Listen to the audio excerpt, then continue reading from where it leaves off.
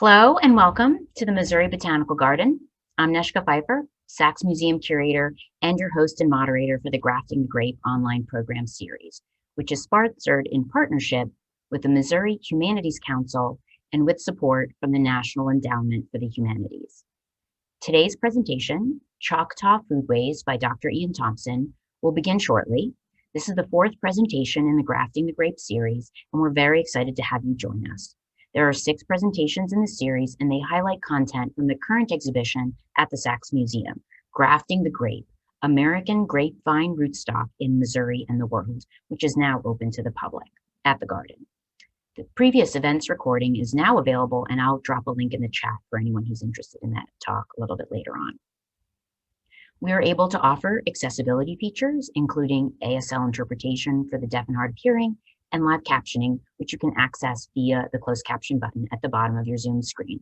To turn that off or for more options, click on that closed caption feature. A note about today's webinar, it'll run approximately 1 hour. The presentation will last about 40 minutes with time at the end for a Q&A session.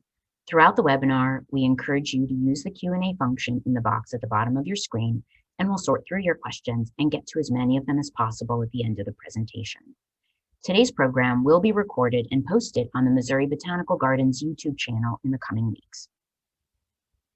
I'm joining you from the Missouri Botanical Garden, which I'd like to acknowledge is on the ancestral and occupied land of the Choctaw Nation, Illini Tribe, Iowa Tribe, Kickapoo Tribe, Osage Nation, Oto Missouri Tribe, and the Quapaw Nation. We acknowledge the ongoing relationships these nations have with this land and urge non-native people to educate themselves about this history and about the contemporary work of tribal sovereignty within these nations. Through this acknowledgement, we honor the elders and their descendants of these indigenous nations in order to bring visibility to these long silenced histories while working toward a more just and equitable future. Our speaker today, Dr. Ian Thompson, will be presenting on Choctaw Nation foodways from pre-contact to the present, including grapes and other plants and animals, and will also feature indigenous knowledge and land management principles. Dr. Ian Thompson began learning how to chip stone arrowheads from his uncle at the age of 7. Through his youth, Ian learned a variety of Choctaw traditional arts, including hidework and archery. Balancing his cultural education with a Western education, Ian completed his Ph.D. at the University of New Mexico and is both a registered professional archaeologist and a tribal council certified community language and culture instructor. Currently, he serves as the Tribal Historic Preservation Officer for the Choctaw Nation of Oklahoma and as president of the Oklahoma Bison Association. For the past 12 years, Dr. Thompson's research has focused on the revitalization of the Indigenous Choctaw Foodways as an avenue for improving health and quality of life for community members. Ian, thank you so much for joining us. Thank you. Hi, Neshka. Thank you for having me. So as Neshka mentioned, I'm going to be presenting about Choctaw Foodways and particularly how the grape fits in there. The grape won't be the entire presentation, but it's definitely something that we'll cover.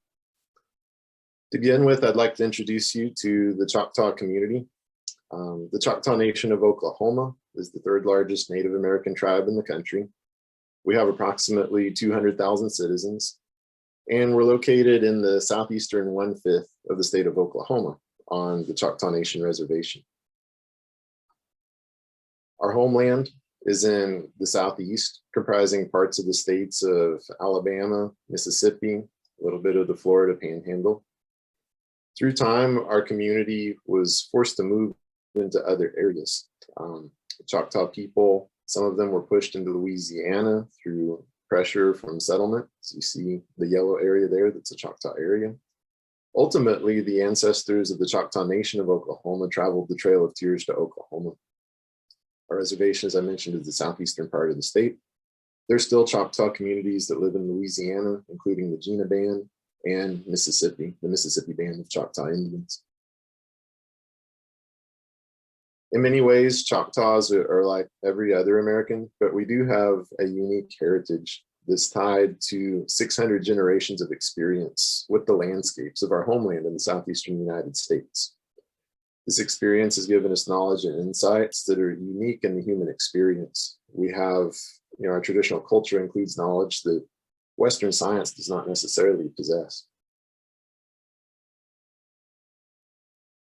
This knowledge is tied to the land through oral stories. That's how the history for our community was traditionally transmitted. According to one Choctaw origin story, the Choctaw people were created by God from yellow clay that you see here in this picture on the banks of Naniwaya Creek, in present-day Winston County, Mississippi. And after being created, we crawled through an opening in the earth, came up onto that hill that you see at the left there, and the clay became skin, and we became people. And this area, God gave us our code to live by, our rules to live by, and told us that that would be our homeland. And if we would stay there, we would prosper. There's not a date on that story, but there are other Choctaw oral stories that talk about giant animals that used to live in the area, and they would eat off the lower branches of the trees and tear off the bark, killing the trees. Ultimately, they created a landform that you can still see in the area known as the Black Belt Prairie, according to our stories. Archaeology tells us that Native Americans did, in fact, live with giant animals at the end of the last ice age, the Pleistocene megafauna, and not only that, but hunted them. So this Choctaw oral story places us in the homeland about 14,000 years ago or so, 12 to 14,000. People often think of individuals who lived in the deep past as possibly not being as intelligent as we are today. Here's a counter example. This is known as the atlatl. The atlatl is just simply a stick that has a notch carved into it, and that fits in the base of a spear. It's very much like an arrow.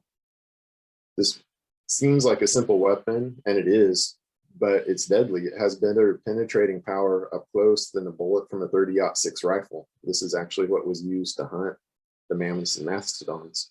So just using a stick, a piece of cane, some feathers, and a stone, our ancestors and the ancestors of other people around the world created this weapon that's more powerful than a high-powered rifle. Obviously, they were very intelligent, and that intelligence comes through our history and our foodways to the present. For thousands of years, Choctaw ancestors relied on managing the landscapes of our homeland to produce enough food that they didn't have to conduct agriculture. They had a seasonal lifeway that focused on different plant and animal resources from one part of the year to the next. The settlement of Poverty Point is located in Louisiana.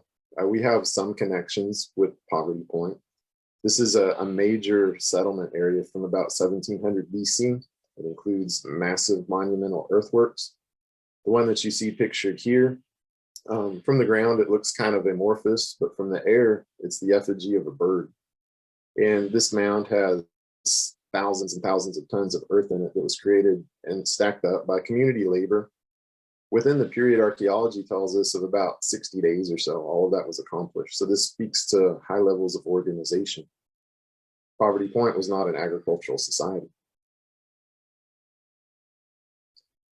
Our community, the Choctaw homeland, adopted agriculture beginning about 500 BC. And the first plant that we began to grow was not necessarily a food plant, not primarily a food plant. It was the bottle gourd that you see pictured here. These were used for containers. Over time, as centuries passed, we started to grow other types of agricultural food, particularly lamb's quarter. But we still relied a lot on the managed environment around us. About 1100 AD or so, the communities in and around our homeland drastically altered their way of living by taking up corn agriculture to a significant extent. There are Choctaw oral histories about that, but I'm not going to cover those today. But our society reorganized itself. The societies of our neighbors reorganized themselves. We moved to different areas so that we could take advantage of the fertile floodplain soils for corn agriculture. And our ancestors and our neighbors' ancestors built monumental sites such as Moundville, which you see pictured here. Moundville is a settlement that was about half as big as London in the 1300s. It was the second largest Native American settlement north of the Valley of Mexico. Times passed and things continued to change. Anything that's alive changes and grows through time. This is how the Choctaw homeland looked through Choctaw eyes at the time of first sustained contact with Europe, about AD 1700. There's a lot of detail on here, but I'm going to show some pictures and close-ups to sort of situate how our relationship and our reliance on the grape for food represented part of the broader relationship with the land. Choctaw settlements, many of them were located in mixed hardwood forests, such as you see here. They're also located on prairies, including the Black Belt Prairie that's mentioned in connection with the Pleistocene megafauna. There are a number of streams that go through Choctaw country. One of the Choctaw names for stream is Okena, which means water road. This alludes to one of the things that the streams were used for, transportation, but many resources came from them as well. The southern part of Choctaw country is the longleaf pine forest. This basically represents a native pine community in a tall grass prairie. It has one of the highest ecological diversities north of the tropics. Farther south, some ancestral Choctaw communities were located along the Gulf Coast, particularly Mobile Bay. These areas have extremely high productivity for fish and shellfish and migratory waterfowl.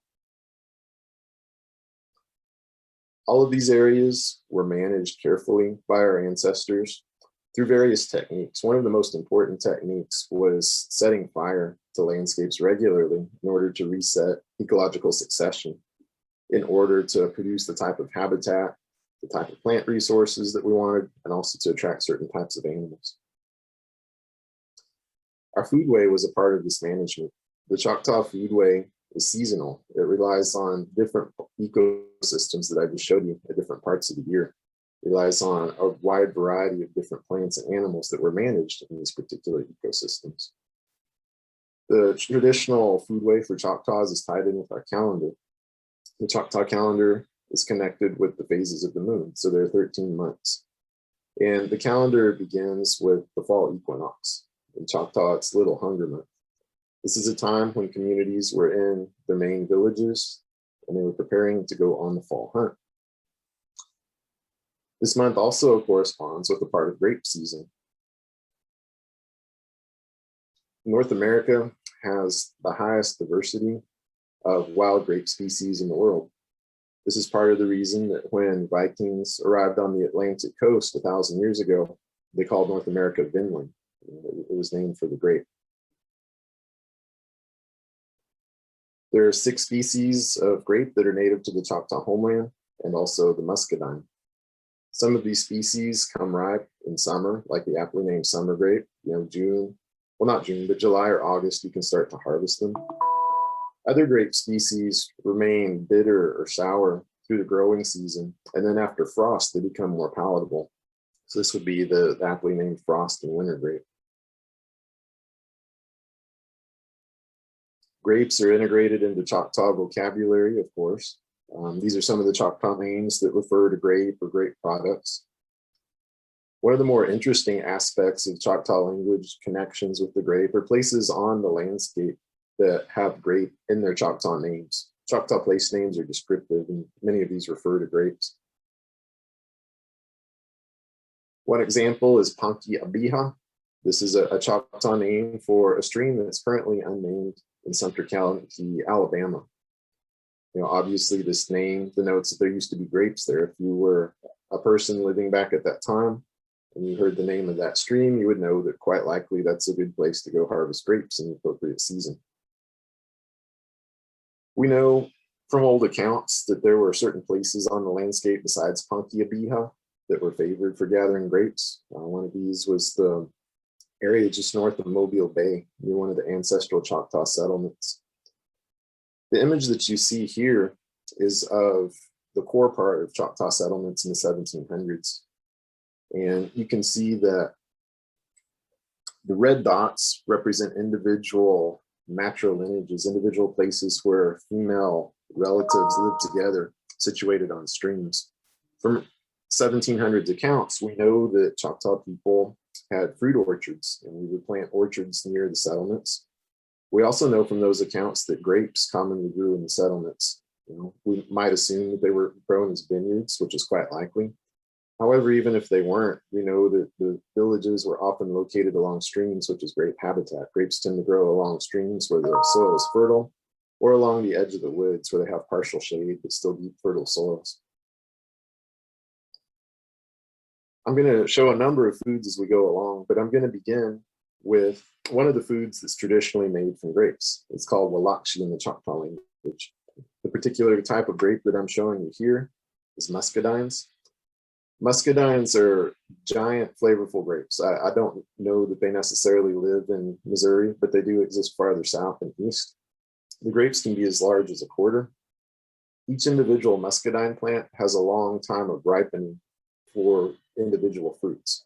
So the green fruits that you see here are not ripe. If you were to eat those, they taste kind of like an aspen. The dark purple, almost black fruits that you see here are fully ripe. The outside tastes like a grape Jolly Rancher. The inside is kind of like a gummy bear. Individual muscadine vines will produce ripe fruit for about a month. Choctaw women and young people would go out and harvest these in the season. They would put them in small baskets made out of river cane and then stack those baskets up into large pack baskets like you see depicted in this picture here to carry them back home. Obviously, those muscadines or grapes could be eaten just as they are. But as I said, I'm going to present one of the recipes that was used to prepare them into a type of food called walakshi.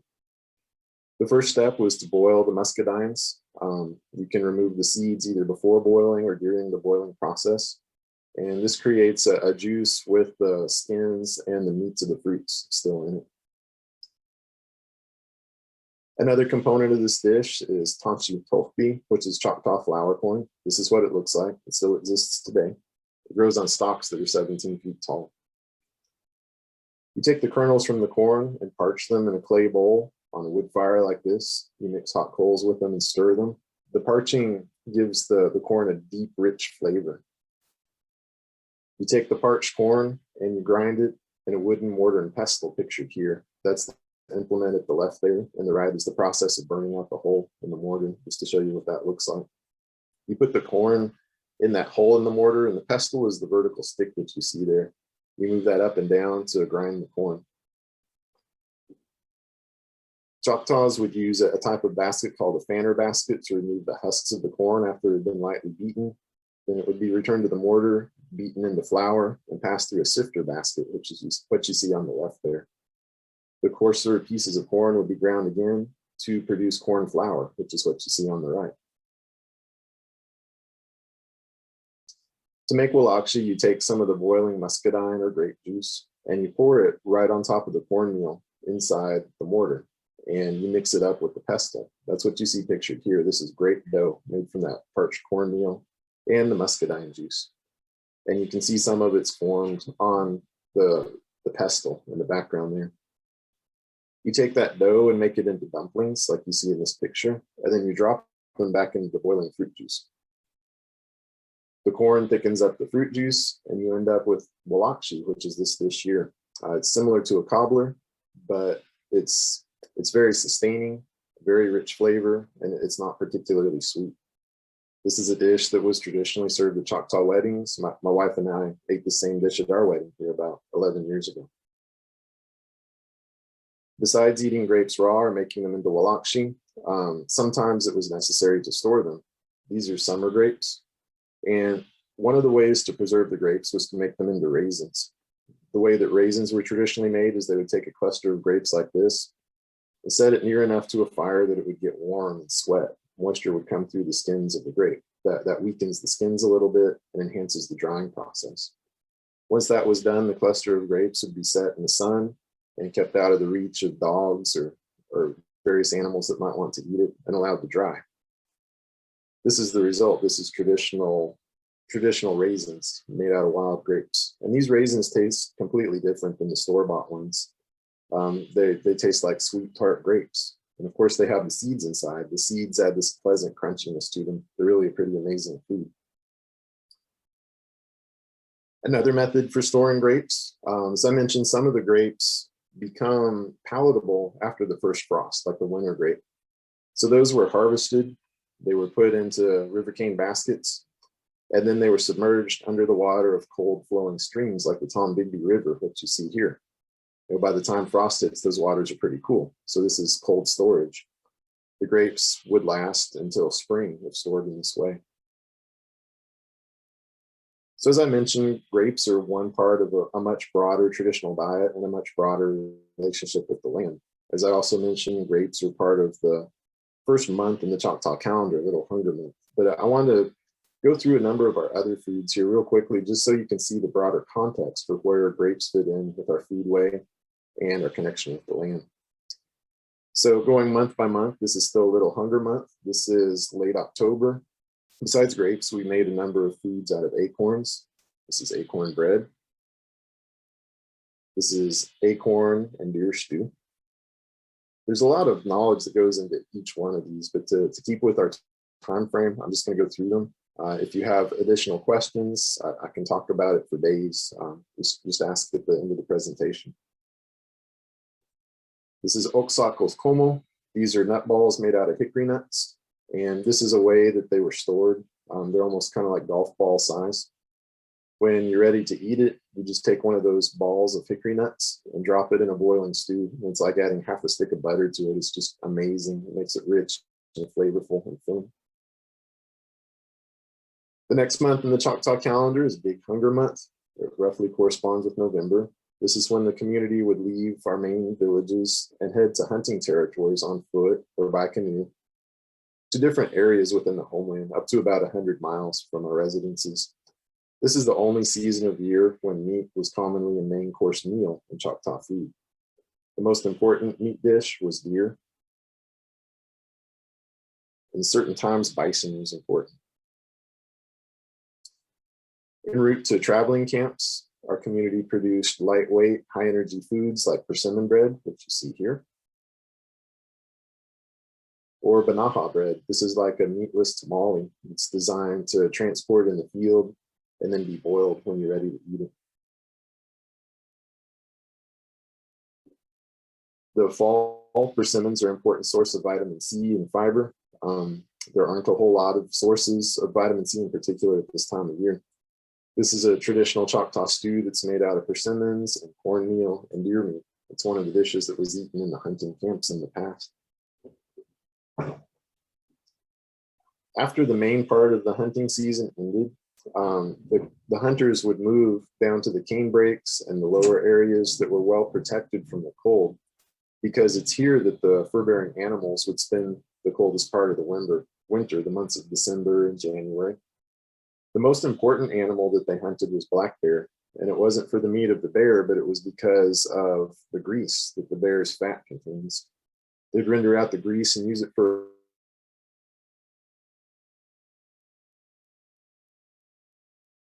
that is bear grease, and it's being rendered in a bowl on the left there. And then on the right, it's being used to fry corn cakes. Now, this is the original Choctaw fry bread. It's really delicious. Also in the wintertime, communities would go down to streams and collect this plant here. This is American lotus. Those things that look like shower heads have these seeds inside them. And if you take these seeds and break off the shells, the meats inside taste just like almonds. Those can be eaten as they are, or they were often ground up and mixed with cornmeal to make breads like this bread right here. It's particularly delicious. The outside tastes kind of like popcorn. The inside tastes like banaha bread, the dish I showed you earlier. February is crane month in the Choctaw calendar. This name probably refers to the migratory birds that lived in the southeast during the cold part of the year. They lived in the northern regions during the warm part of the year, and they would migrate. One of the most ubiquitous migratory birds was the passenger pigeon that you see on the left there. That was an important food resource. When birds weren't being hunted, the community relied on starchy root crops like the laurel greenbrier. The picture that you see at the right there, those are cakes made out of laurel greenbrier root, a common winter food. This dish is one of the dishes that would have been made out of passenger pigeon. Today it's made out of chicken or turkey. It's a poultry stew.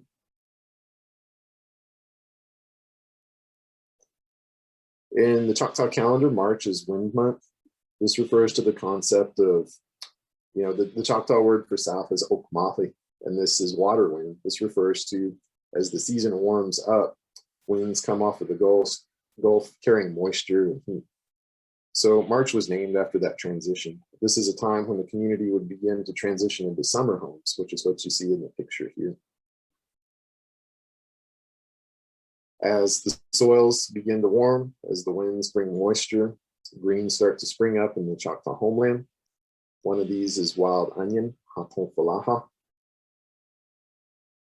Another is poke greens, which some of the listeners today have probably eaten. Poke's a plant, every part of which is toxic, but if it's prepared in just the right way, it removes those toxins. In the absence of the toxins, it has a lot of nutrition.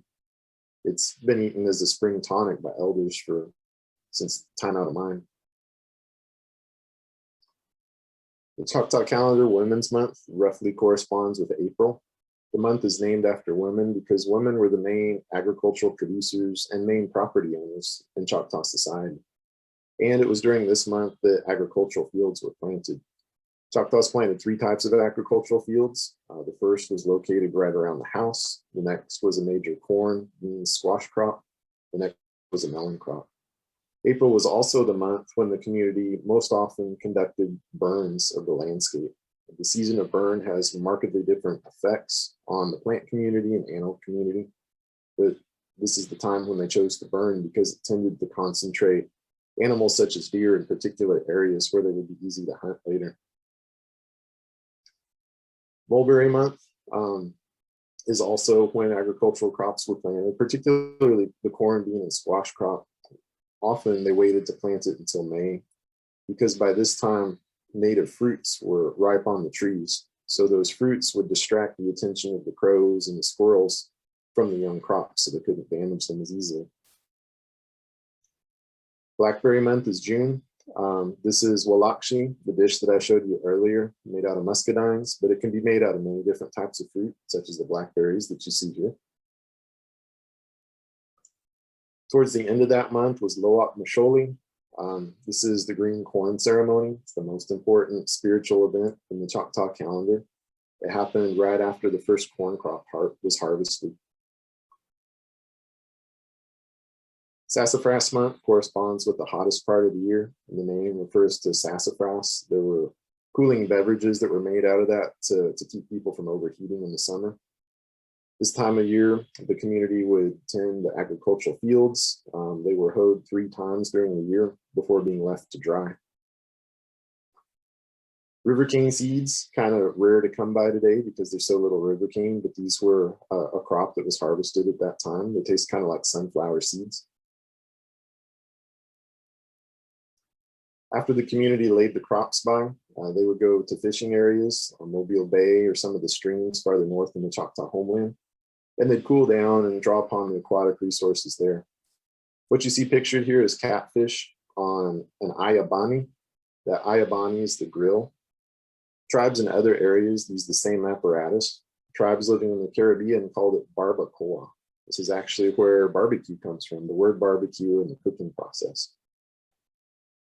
This is what that fish looks like up close, drying and smoking on a grill made out of river cane. This is what it looks like after it's been smoked and made into jerky. This was done to change the flavor, but also because it helps to preserve the fish without cold storage for several days. This is another method of preparing fish. It relies on no tools or implements at all other than what you find right there at the creek. You just take the fish, wrap them in moist leaves, cover that in clay from the bank of the creek, throw that in the fire until the clay cracks, and then pull it out and it steams the fish. Usually it doesn't even taste like smoke, it's just perfectly steamed fish. Cooking month was September. This was the time when the agricultural crops were harvested. It's when the main harvest happened. The month was named that because the community was using up the food surpluses from the previous harvest in order to make room for the new harvest. So they were cooking lots of things. And you can see in this picture here, this represents the harvest inside a Choctaw winter home, and it represents food security. You can see foods hanging from the rafters. It's even encased in mud underneath the beds there for storage. The harvest would include different varieties of beans. These are 3 varieties of Choctaw traditional beans and 1 variety of wild bean that grows in the homeland. This is Choctaw sweet potato squash, one of several varieties that our ancestors grew. This is the most ubiquitous dish. It was the base of the Choctaw diet at this time. It's made out of hominy corn and it's fermented. It's sort of interesting how the dish is designed to have a long shelf life without cold storage. As I said, it's fermented and the flavor changes as it goes along. It begins really mild and it gets stronger. Also probiotics, of course. This is a dish that combines the 3 sisters, corn, beans, and squash. We found the recipe in a 200-year-old French manuscript that actually talked about cooking it in a buffalo hide. This is cooked Choctaw sweet potato squash. This is part of the harvest dried for storage, Choctaw sweet potato squash, and then buffalo jerky underneath. I don't have much time to go into it, but one of the ways that Choctaw people respected the land and the harvest was to make use of every bit of it, not to let it go to waste. In this picture, the bean husks are being burned into a spice called hidework. So even the husks didn't go to waste in this food system. Choctaws began dealing with European colonial efforts in the mid-1500s, and colonization was a long process. In some ways of thinking, it is still occurring today. Over a whole, colonization decreased the Native American population in the Southeast by about 90%. It diminished the Choctaw land base by 99.84%. And it ultimately put an end to the foodway that I just described, at least in practical terms, although many pieces of the knowledge still continue. The Choctaw people have persevered. Today, as I mentioned at the outset, there are 3 federally recognized Choctaw tribes and other descendant communities. And the tribe is resilient. It's working for, we're working for a better future today that's inclusive and yet goes back to the unique experience with the land and each other. It's represented by Choctaw traditional culture. So I'm assuming that many of our listeners today are not Choctaw and possibly not even Native American. So a question you might have for me is why does this matter? There are many reasons, but 2 that I'll focus on are these 2. The first is that today in the United States, life expectancy is decreasing for the first time in several generations. One of the main reasons for this is because of the diet that we eat. The diet that we eat of processed foods leads to a variety of negative health outcomes, from obesity to diabetes to higher rates of cancer to high blood pressure. These things are impacting everyone. Now, they impact Native American communities at a particularly high rate, but they're impacting the entire American population to the point that it's shortening lifespan. The knowledge contained in the Indigenous Choctaw Foodway is the knowledge to eat healthfully and sustainably. And there are many, many things that can be drawn from this that could be applied to broader food systems today to bring about better health and more sustainability. And again, this is a deep topic that can be talked about for a very long time. Feel free to ask some questions in the question period at the end. In the Choctaw way of thinking, every animal has what it needs to be healthy within the landscape around it. To a certain way of thinking, that's its medicine. That's true for a deer. It's also true for a human. So grapes are a part of this. If you look at the native wild grapes that I showed you near the beginning of the presentation, they're just powerhouses of nutrition. Those purple skins have polyphenols and there's barotrol that studies have shown are helpful in fighting some types of cancer, lowering blood pressure, stimulating blood flow to the brain, combating some types of infections, and reversing a number of indicators of diabetes. Those crunchy seeds that are part of the traditional raisins I was telling you about are loaded with vitamin E, flavonoids, and OPCs, which are a particularly potent group of antioxidants. So grapes, wild grapes in particular, are just powerhouses of nutrition. And they're just one of many foods that you've seen that are a part of the traditional foodway. When people live by foods of this type, those diseases that are shortening our lifespan today were almost non-existent. The second reason why this should matter to you is a broader relationship with the land. This is what the longleaf pine forest looked like in the Choctaw homeland 150 years ago. This is Olsey, who was a Choctaw man. And this forest, like many others, was old growth. It was 100 feet to the first branch, but yet you can see daylight hitting the ground behind them, which allowed for a wide variety of ecological diversity. Choctaws were, our control was removed from the landscape, and this is what happened to forests like that. They were logged. Ultimately, they eroded, and it significantly damaged the topsoil. What came back was not that high diversity, beautiful pine forest, something more like this. This is not supportive to life. You can't go into an environment like this and live like the Choctaw ancestors did. It's not the same place. So today across the world, we're dealing with many ramifications from ecological degradation, such as this. It spans everything from having enough food to feed humanity. The World Health Organization has indicated that within just the next few decades, humanity is going to have some real challenges feeding ourselves. But the problem's broader than that. It spans everything from the depletion of irrigation water in aquifers to climate change by releasing all of this organic matter from the carbon to food waste. It's a massive issue that's integrated deeply into our society.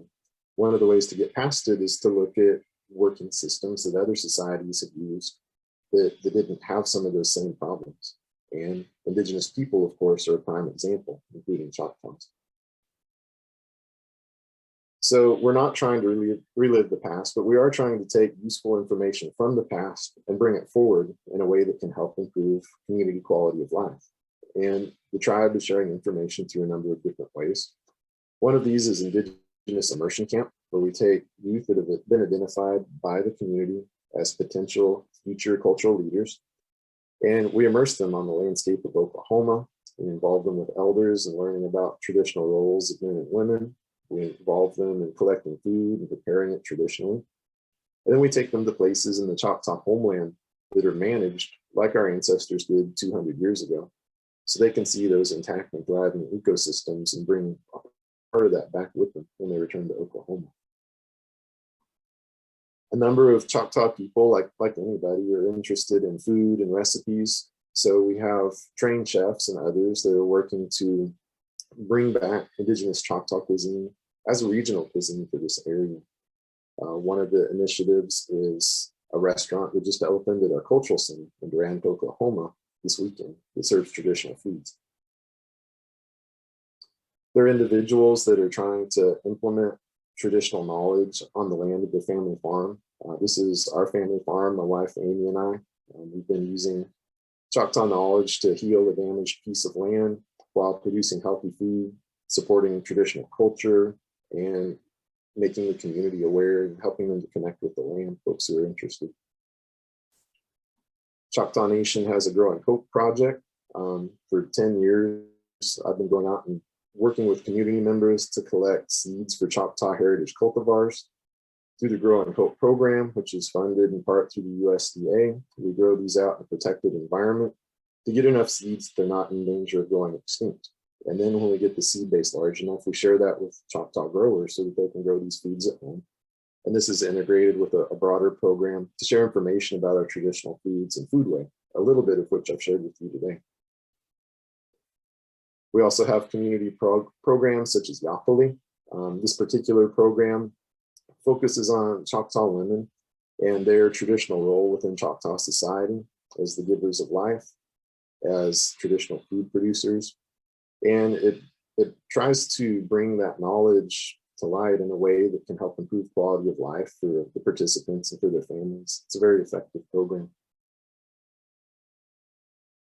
So in 41 minutes, I went 1 minute over. That's about 14,000 years of Choctaw food history, focusing on the grape. I'd love to have any questions questions that you might ask. Thanks so much, Ian. That was wonderful, and the expansive amount of information is so great. We do have a couple of questions. I know I do. We just had one pop up. Robbie, thank you. Robbie says, thank you so much for this fascinating and beautifully illustrated talk. I particularly appreciate how you structured the talk around the Choctaw ecological calendar. Have there been changes to the calendar or in the way it matches natural events as a result of climate change shifting the seasons, or perhaps as the Choctaw people moved and encountered new lands? So yes, there have been. And again, like many things, it's complicated. The Choctaw calendar got out of sync back in the 1800s as the individuals and communities that maintained it were disrupted. So a group of elders worked to recalibrate the calendar here about 10 or 20 years ago, and that's what we have today. In terms of changing due to climate change, the first climate change that at least the Choctaw Nation of Oklahoma had was moving from the Gulf Coast region to Oklahoma. Obviously, there's a different climate pattern here. We found this in Growing Hope. With some of the seeds that we have, if we plant them at their traditional planting times from Mississippi, they won't produce in Oklahoma. Because many summers here, the humidity drops. And when that happens, it can get up to 115 degrees. If it's that hot, the corn kernels, for example, won't produce in the ears. So to get past that, we have to plant some of our traditional varieties of corn much earlier, 2 months earlier in the season possibly, in order to have them produce here. Climate change in terms of impacting food plants, we definitely see it. For example, pawpaws used to be common in southeastern Oklahoma, a wonderful traditional plant. They still grow here, but they're very rare, and we're not sure why other than possibly climate change. Landscape changes are also significant. When I showed you earlier that cut over forest in the Choctaw homeland, that was part of a massive landscape change. The longleaf pine forest was reduced, I don't know, by tens of millions of acres. The River King community that used to live there was reduced by 98%. The tallgrass prairie was reduced by 99%. Old growth upland hardwood forests were reduced by basically 100%. And when this happened, it led to massive erosion and runoff. You can see it in pollen diagrams from the homeland at this time period, expressed as an explosion of ragweed in the 1840s. The same thing happened in Oklahoma. Choctaw people were allotted land in the early 1900s, and the federal government encouraged Choctaw families to lease that land out to sharecroppers. The Choctaw Nation had the highest incidence of sharecropping in the United States in the 1920s. And there are accounts from the time period that talk about the land being farmed out. It was the sharecroppers tended it in such a way that it was just to maximize profits over the short term. So pastures, places that used to support tobacco or corn, enough fertility was washed away that they only became good for pastures just within a few years. Those same practices were, of course, also conducted in Western Oklahoma and led to the Dust Bowl 10 years later. So that definitely has an impact on the type of food plants that grow here as well. So it's movement from a homeland plus landscape degradation plus the climate change that's happening now that mixes a lot of things up. Thank you so much, Ian. That's lots of things to be concerned about as well. Barb has a question for you. Thank you so much for the wonderful presentation. Are the recipes mentioned available anywhere? They are. They're available in the Choctaw Food Book, which is a book that I put together and donated to the Choctaw Nation. It's available through the Choctaw Cultural Center in Durant currently. I think that's how I found out about your book. Was actually Robbie actually helped me, and we came across the copy, and so I can potentially. Is the book still available for sale? I feel like the print ran out. Will you be reprinting it? Currently working on a second edition, but the first edition is still available at the Choctaw Cultural Center. Okay, maybe I'll follow up with you, and then when I follow up with everyone with the recording of the talk, I'll get that link so people can purchase it or pre-purchase it or something like that, if that works for you. Absolutely. Okay, great. I'll do that. Elizabeth, thank you. She just wants to tell you that she thoroughly enjoyed your presentation. Thank you. I actually do have a couple questions for you myself. Um, uh, are the grapes today, I mean, I love the presentation on the grapes. Are the grapes always foraged, or have they also been cultivated by Choctaw hands in gardens? I'm pretty sure that they were cultivated in the past. You know, we know for sure that there were diverse fruit orchards right next to Choctaw settlements. And we know that those grapes grew in Choctaw settlements as well. So they were probably cultivated. I'm not aware of any domesticated varieties, however. As far as we know, they were still the wild varieties. And today are they mostly foraged, or are they also grown, cultivated? They're mostly foraged today, and there aren't very many families that do it though. The families that do it, it's mostly to make walakshi, and it's mostly people like our parents' generation or older. It's not very common, except for the folks that are working to revitalize it. Okay, thank you. Aurora also says, wonderful presentation, thank you. And I also have one more question for you is, because so much of what you described, changed the land, the soil itself is degraded. You and your wife are also working on your own farm. What are you able to share? What kinds of techniques you use today that, potentially add nutrients back to the soil? So what we're focusing on right now is adding ecological diversity to the plant community on our farm. And our farm, we purchased it 5 years ago, and it had been grazed out into oblivion. Basically, there was no grass on it. It was mostly just ragweed and mare's tail and things like that. So we set up a system to allow the land to rest as much as possible. We let it go fallow for a year, and then we set up 23 pastures on it, and we raise bison. It's a fairly small herd. We have 160 acres and 9 mature animals, some calves, some younger ones too. And we put the animals in those pastures, and they stay in each pasture for 4 to 5 days, and then they go through the rotation, and they may not come back for 90 days or 120 days or something like that. That gives the chance for the plants that are palatable to the animals to rebuild their roots and fully regrow. Each year we have selected pastures that we don't graze after July 4th. That gives the palatable plants full opportunity to produce a seed crop so that they can spread. With these techniques, we've had over 200 species of native prairie plants come back just from what was in the soil. It's no longer just ragweed out there. There's big blue stem, little blue stem, Indian grass, and even a number of rare prairie plants that grow out there that manage to survive.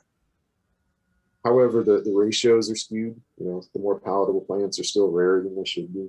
There are some species of plants that are just missing entirely, like upland sunflowers. So we've tried numerous techniques to reintroduce those plants without disturbing the plants that are already there in the soil. And the most effective one that we found so far is just to go out with a garden hoe in the pastures and turn up an area a couple feet in diameter, remove all the roots, and then plant the seeds in there, and do that on a grid in the pastures. It's obviously labor intensive, but if you have an office job or something like that, it's a good balance. So we planted 7 acres like that this year. Ultimately, when we get the native palatable plants fully restored to the balance that they should be, they'll start to become dominant against the forbs. And when that happens, we'll change our management strategy from a rotational grazing strategy, an intensive rotational grazing strategy, to a patch burn system. We'll burn a part of the land. The palatable plants will come up, the animals will focus on that.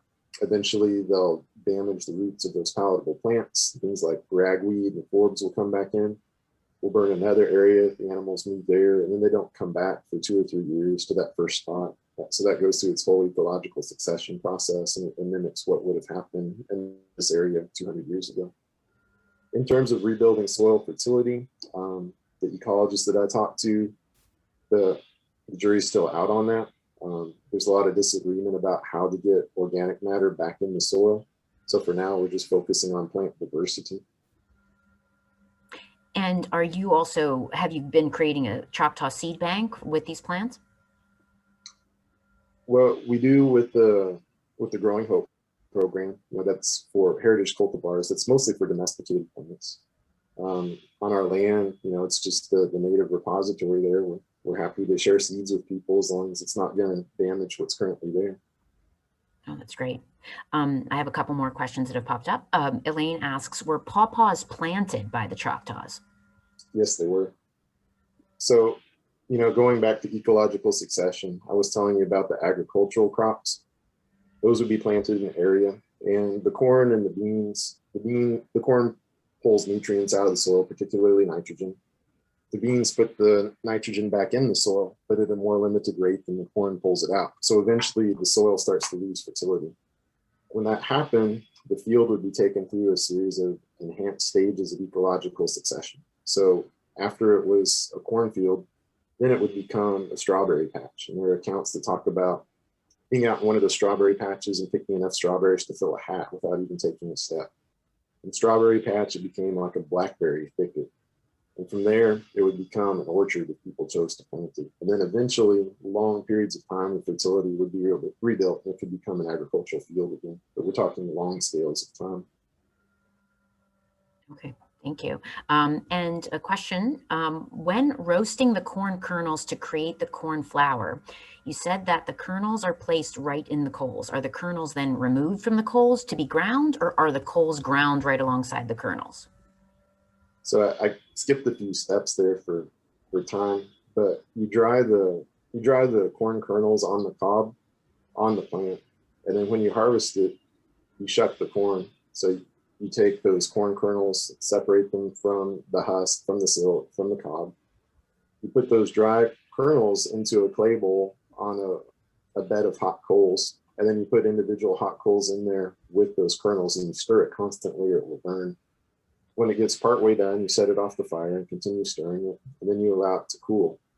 When it's completely cool, well, even before it's cool, you can pick out some of the bigger coals. When it's completely cool, you put it on a fanner basket, which is this shovel-shaped basket, and you toss the corn up into the air, and the charcoal is lighter weight, so you can separate it that way from the kernels. And then you take the kernels through the process of making corn flour.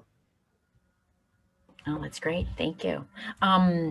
I think that might be it in terms of questions. Is there anything else you'd like us to know about Choctaw Foodways? I just appreciate the opportunity to present, and I appreciate what you all do in conserving knowledge and plants. Thank you for that. Oh, thank you. And thank you so much for sharing all of this knowledge and such a extensive history of the Choctaw Foodways, and for that wonderful highlight on the grapes. I'm not going to lie, I'm really hoping one day I get to taste these. I haven't had a chance to do that yet. Thank you so much, Ian. I thank everyone who joined us today for the presentation. I'll be sending out the recording once it's available on the Garden's YouTube channel, and our next talk will be on August 14th in the evening. That's a Saturday, which is a little bit different from our previous talks, which have been scheduled during the week. And thanks to everyone for joining us. And if you have further questions, don't hesitate to get in touch, and we can always forward material from Ian's work and the Choctaw Nation's Foodways book as well. So thank you again, Ian. It's been wonderful having you join us and share, and have a good day and afternoon, everyone. Thank you.